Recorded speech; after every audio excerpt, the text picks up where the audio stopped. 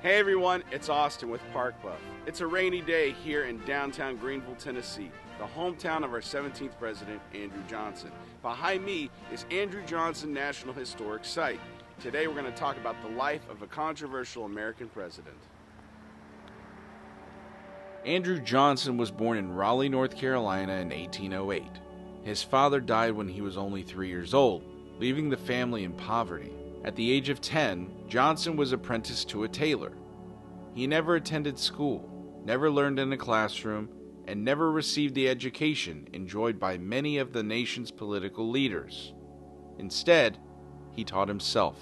Johnson and his young family settled in the mountain town of Greeneville, Tennessee. There, he opened a tailor shop that became much more than a place of business. It became a gathering place. Farmers, merchants, lawyers, and politicians filled the room, debating the issues shaping a young nation. As Johnson listened and joined the conversation, his interest in politics grew. One election led to another. Alderman, mayor, state legislator, congressman, governor, United States senator. For a man who had begun life with almost nothing, the rise seemed almost unimaginable. Then came the greatest crisis the nation had ever faced. In 1861, the Civil War tore the United States apart. Tennessee joined the Confederacy, but Andrew Johnson refused to follow. He became the only sitting U.S. senator from a seceding state who remained loyal to the Union, risking his career and his life for a country he believed must remain united. His loyalty caught the attention of President Abraham Lincoln. In 1864, Lincoln selected Johnson as his running mate, hoping to demonstrate that the Union could be preserved by Americans from both North and South. But victory came at a terrible cost. Only weeks after Lincoln's second inauguration, an assassin's bullet changed the course of American history. Andrew Johnson suddenly found himself sworn in as the 17th President of the United States. The war was over, but the fight for America's future had only begun.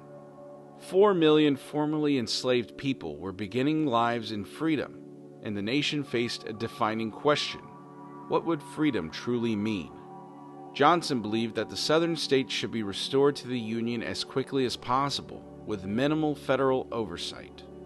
He issued sweeping pardons to former Confederates, allowing many of the same political leaders who had supported secession to regain power. Although Johnson had remained loyal to the Union during the Civil War, his views on race reflected many of the prejudices of his time. He opposed granting black Americans equal political rights, rejected black suffrage, and argued that each state, not the federal government, should determine the rights of its citizens.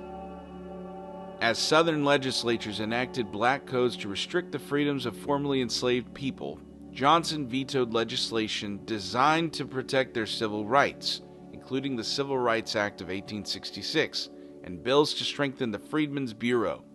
Congress overrode many of his vetoes, marking the first time major civil rights legislation became law over a president's objections.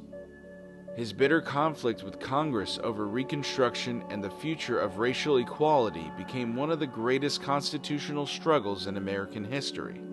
In 1868, after violating the Tenure of Office Act by removing Secretary of War Edwin Stanton, the House of Representatives impeached Andrew Johnson, making him the first president ever impeached.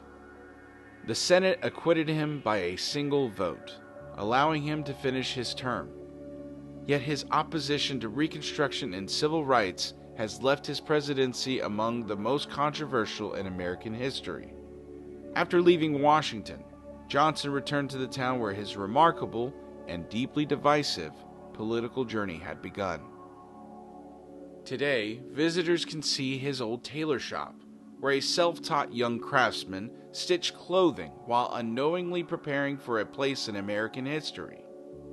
They can step inside the Andrew Johnson homestead, where he spent his final years, reflecting on a life that carried him from poverty to the White House. And overlooking Greeneville rests Andrew Johnson National Cemetery, where the nation's 17th president lies beneath the hills he always considered home. Andrew Johnson's presidency remains one of the most debated in American history. His decisions during Reconstruction continue to shape conversations about civil rights, federal power, and the meaning of reunification after war. But here in Greeneville, the story begins long before the White House. It begins with a tailor's bench, a determined young man who refused to let poverty define him, and a journey that proved history is often shaped by those no one expects.